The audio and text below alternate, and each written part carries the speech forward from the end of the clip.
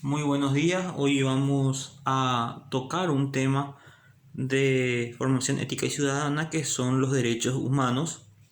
Vamos a hablar brevemente de la historia de los derechos humanos que, bueno, para empezar tenemos que decir que no siempre se han respetado los derechos humanos a lo largo de la historia. Durante gran parte de la Edad Media, inclusive durante la Edad Moderna, donde el absolutismo hacía que todos los derechos recaigan, así como todo el poder y todos los derechos recaigan en la persona del soberano, que era el rey.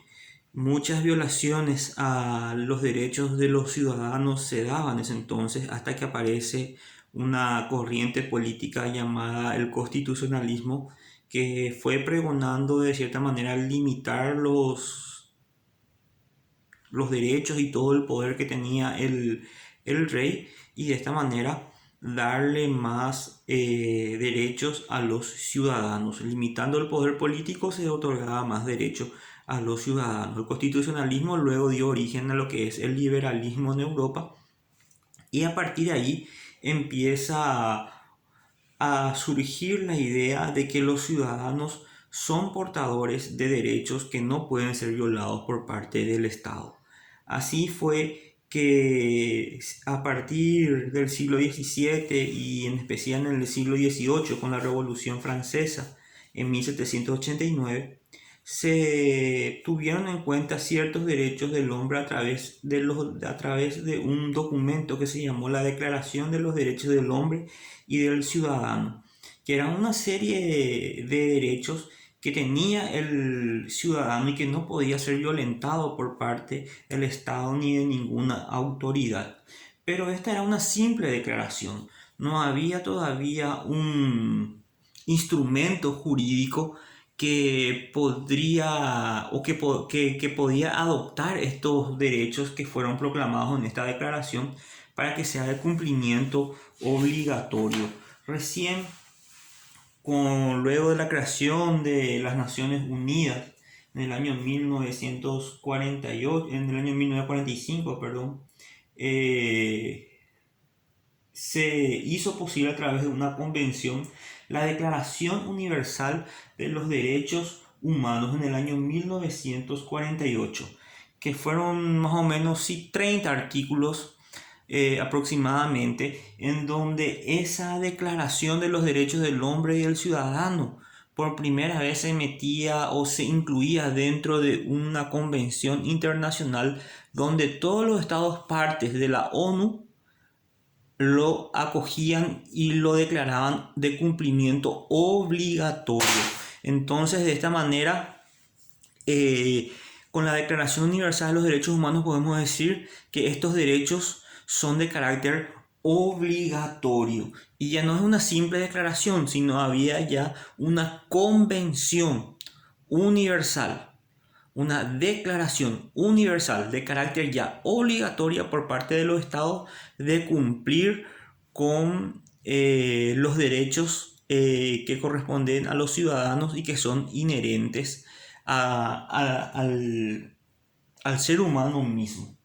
Entonces, con la Declaración Universal la Declaración Universal de los Derechos Humanos del año 1948, podemos decir que estos derechos que vamos a ir mencionando son de carácter obligatorio por parte de los estados. Recordemos que la ONU fue una institución de carácter internacional, una organización que fue fundada con la finalidad del mantenimiento de la paz en el mundo y garantizar todos los derechos humanos en el planeta. La ONU nace después de la Segunda Guerra Mundial. Algunos propósitos de las Naciones Unidas es el mantenimiento de la paz y la seguridad, fomentar entre las naciones las relaciones de amistad, plantear soluciones de los problemas internacionales. La ONU tiene varios organismos, ¿verdad? Pero que no vamos a estudiarlo porque nuestro tema es derechos humanos.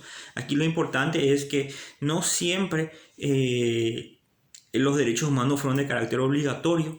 Recién con la Revolución Francesa y la Declaración de los Derechos del Hombre y del Ciudadano se fue teniendo una noción de que el ciudadano era portador de ciertos derechos que no podían ser violentados por parte del Estado.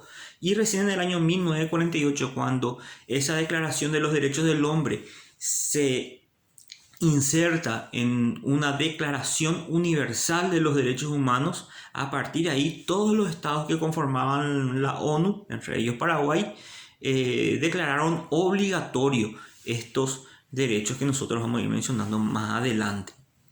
Bien, ahora, ¿qué son los derechos humanos? Los derechos humanos son derechos inherentes al ser humano, sin importar de qué nacionalidad es, cuál es su raza, su religión, su credo religioso. Son derechos que tiene el ser humano por el mismo hecho de ser personas.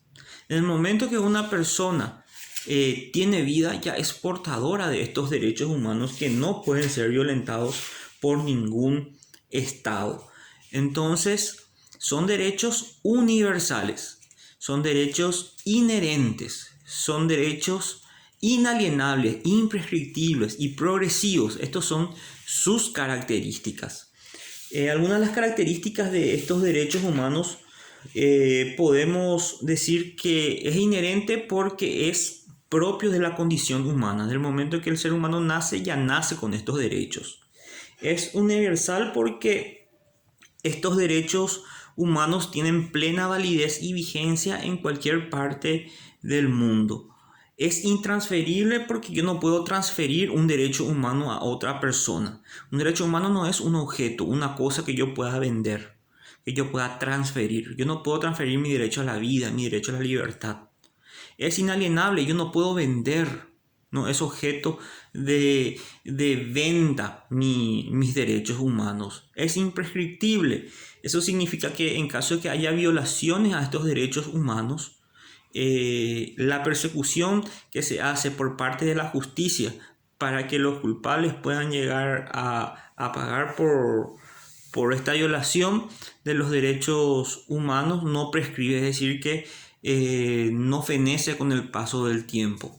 Entonces, si el Estado paraguayo comete, por ejemplo, una violación a los derechos humanos de una comunidad indígena, por más que pase 100, 200 años, ese hecho va a seguir siendo investigado.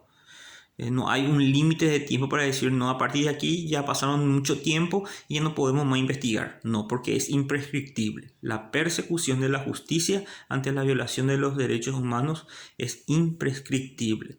Y progresivo porque los derechos humanos constantemente van progresando.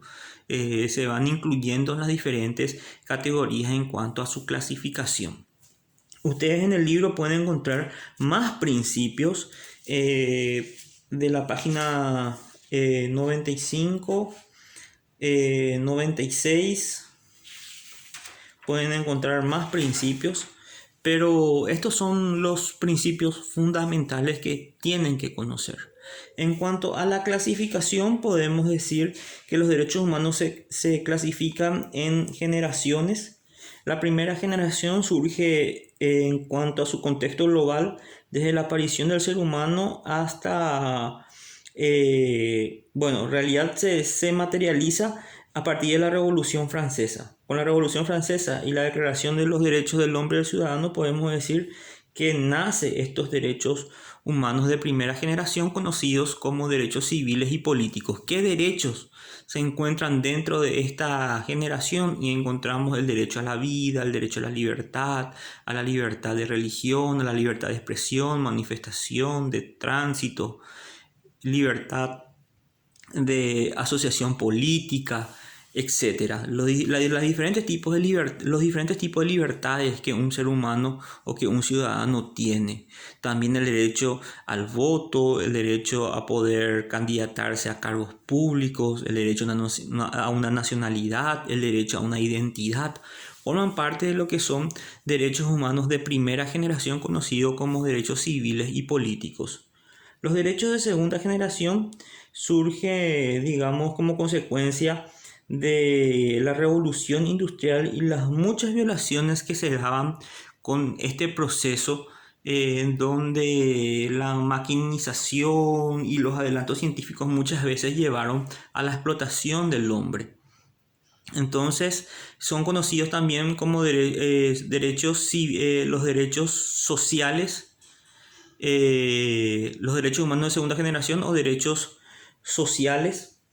Podemos encontrar dentro de esta generación al derecho a la salud, al derecho a la educación, al derecho al trabajo, al derecho a poder formar sindicatos, el derecho a tener una seguridad social.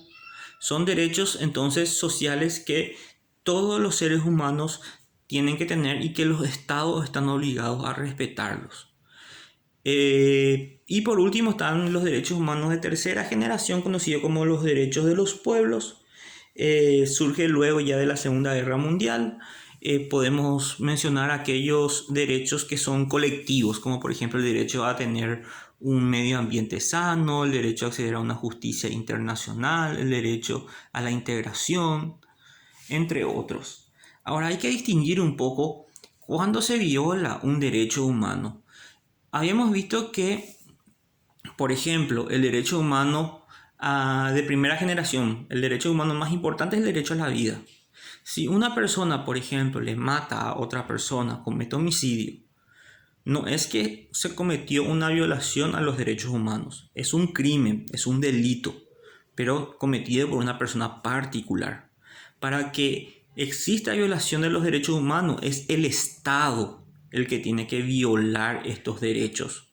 Entonces, por ejemplo, si un policía hizo mal su procedimiento y le mató a una persona que era inocente, en este caso sí hay una violación de los derechos humanos porque ese policía estaba actuando en representación del Estado.